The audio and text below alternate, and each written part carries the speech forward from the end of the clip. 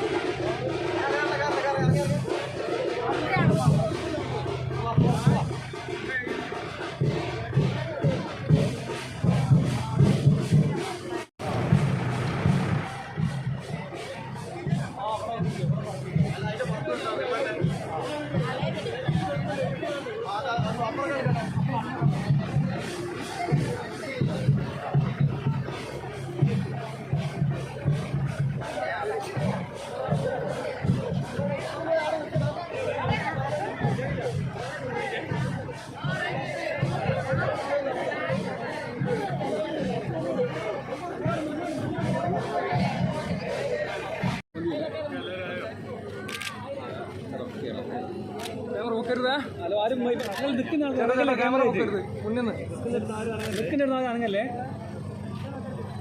Okay അല്ലേ? റെഡിയാണ്. Okay okay sir.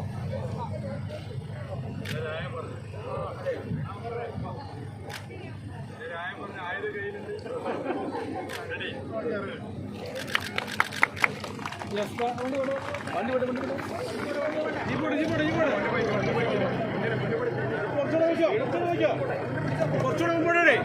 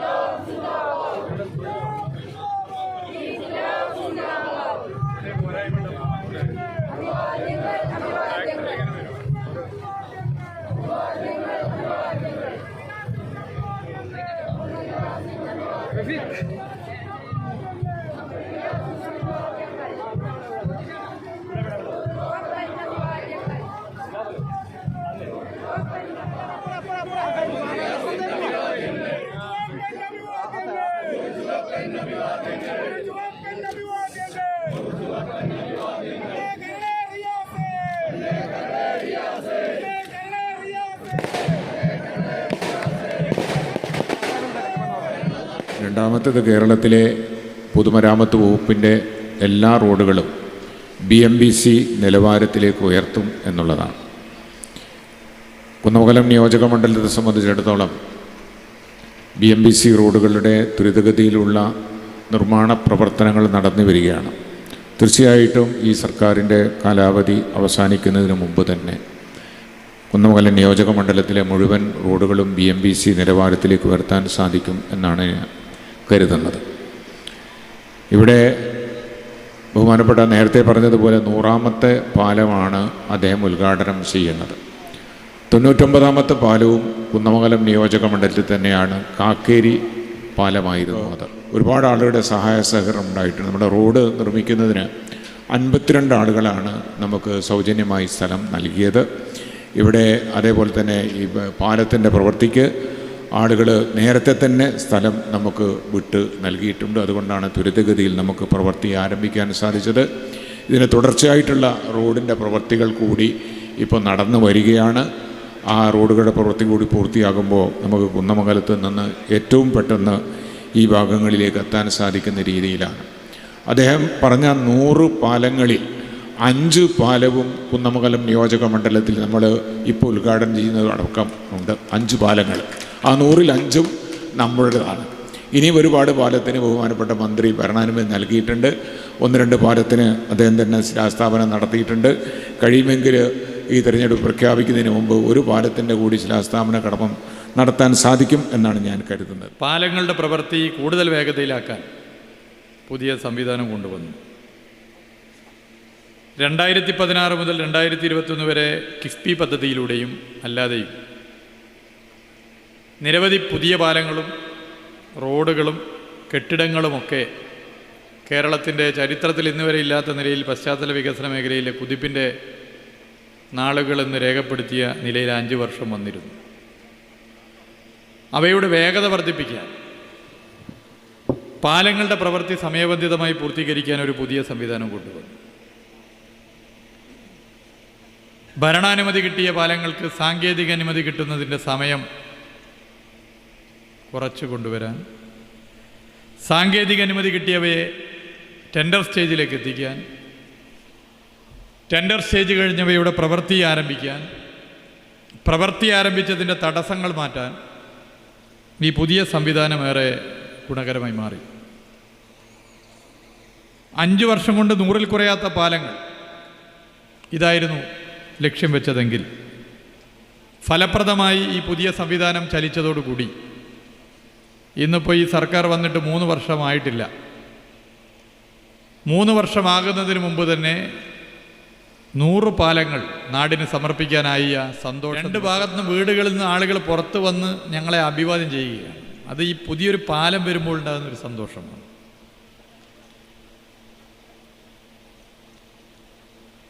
പാലങ്ങൾ ഒരു നാടിനെ സംബന്ധിച്ചിടത്തോളം ഏറെ ആശ്വാസമാണ്.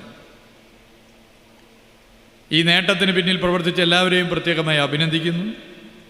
പാലങ്ങൾ വിഭാഗം, KRFB, PMU, KSTP, national highway തുടങ്ങിയ വിങ്ങുകളിലെ ഉദ്യോഗസ്ഥർ ലക്ഷ്യം പൂർത്തീകരിക്കുന്ന വലിയ പങ്കുവഹിച്ചു. കരാറുകാർ ഈ പാലത്തിൻ്റെ സമയബന്ധിതമായി പൂർത്തീകരിച്ച ശ്രീ ശ്രീനിവാസൻ ഉൾപ്പെടെ കേരളത്തിൽ പാലങ്ങൾ പൂർത്തീകരിച്ച കരാറുകാർ, അവരെ എല്ലാവരെയും, ഇതിന് നേതൃത്വം കൊടുത്ത MLA ശ്രീ PT റഹീം, കേരളത്തിലെ വിവിധ MLA മാർ, ജനപ്രതിനിധികൾ എല്ലാവരെയും പ്രത്യേകം പൊതുമരാമത്ത് വകുപ്പിന് വേണ്ടി നന്ദി അഭിവാദ്യവും ഒരുമിച്ച് അറിയിക്കാൻ ഞാൻ ആഗ്രഹിക്കുകയാണ്. ഈ ലക്ഷ്യം സാധ്യമാക്കുന്നതിന് അഹോരാത്രം പ്രയത്നിച്ച തൊഴിലാളികളെ പ്രത്യേകം ഓർക്കുകയാണ്. ഞങ്ങളെ സംബന്ധിച്ചിടത്തോളം പാലങ്ങൾ 100 എല്ലാം ആയി എന്ന് കരുതുന്നില്ല. ഇനിയുള്ള പാലങ്ങൾ അത് സമയബന്ധിതമായി പൂർത്തീകരിക്കാൻ 2 വർഷത്തിലധികം ഇനിയും ബാക്കിയുണ്ട്. പരമാവധി പാലങ്ങൾ ഇനിയും പൂർത്തീകരിച്ച് മുന്നോട്ട് പോകാനാണ് ഞങ്ങൾ ഉദ്ദേശിക്കുന്നത്. ഇപ്പോൾ ഈ പാലത്തിലൂടെ വരുമ്പോൾ പാലങ്ങൾ ദീപാലങ്കൃതമായപ്പോൾ എന്ത് രസമാണ് കാണാൻ, ആളുകൾക്ക് ഭയങ്കര സന്തോഷമാണ്. കേരളത്തിലെ പാലങ്ങൾ ദീപാലങ്കൃതമാക്കുന്ന ഒരു പദ്ധതി ആരംഭിച്ചിട്ടുണ്ട്. ഫറൂഖ് പഴയ പാലം നിങ്ങളൊക്കെ കണ്ടിട്ടുണ്ടാകും.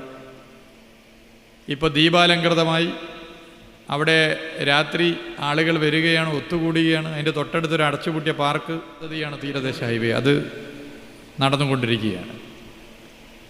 മലയോര ഹൈവേ, കേരളത്തിൻ്റെ 13 ജില്ലകളിലൂടെ കടന്നു പോകുന്ന മലയോര ഹൈവേ 1200 കിലോമീറ്റർ. കേരളത്തിൻ്റെ ഒരറ്റം മുതൽ മറ്റൊരറ്റം വരെ തീരദേശ ഹൈവേ മുട്ടുന്നത് പോലെ മലയോര ഹൈവേയും കാസർഗോഡ് മുതൽ തിരുവനന്തപുരം വരെയാണ്.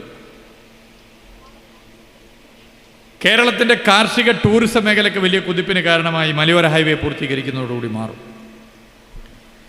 മലയാളിയുടെ ദീർഘകാല സ്വപ്നം NH66 കാസർഗോഡ് മുതൽ തിരുവനന്തപുരം വരെ 600 കിലോമീറ്റർ, 45 മീറ്റർ, 6 വരി. എന്നാൽ കാര്യങ്ങൾ ചിന്തിച്ച് സാധ്യമാകുന്നത് പറയുകയും പറയുന്നത് ഏത് പ്രതിസന്ധിയെ തട്ടിമാറ്റി നടപ്പിലാക്കുകയും ചെയ്യുന്ന സർക്കാരാണ് LDF സർക്കാർ എന്ന് തെളിയിക്കുന്ന നിലയിലേക്ക് തീരുമാനങ്ങൾ കൈക്കൊണ്ടു. ഭൂമി ഏറ്റെടുക്കലിൻ്റെ പണം കണ്ടെത്താൻ ഇന്ത്യയുടെ ചരിത്രത്തിലാദ്യമായി ഒരു ദേശീയപാത വികസനത്തിന് ഒരു സംസ്ഥാന സർക്കാർ പണം കണ്ടെത്താൻ തീരുമാനിച്ചു.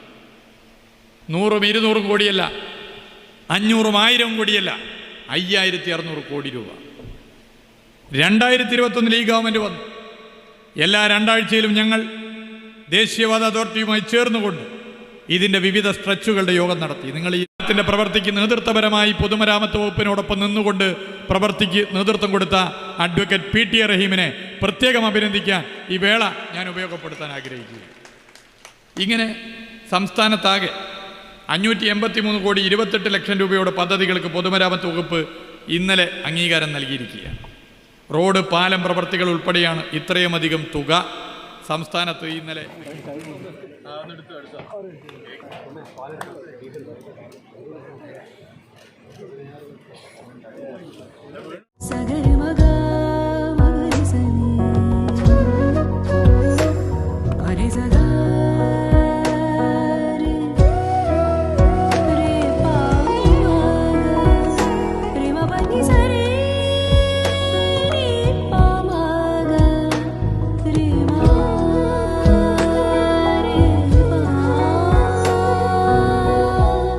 Kadodi Golden diamonds, Mavoor, Poovattuparamba. കൂടുതൽ വാർത്തകൾ ലഭിക്കാൻ sport media YouTube channel subscribe ചെയ്യുക.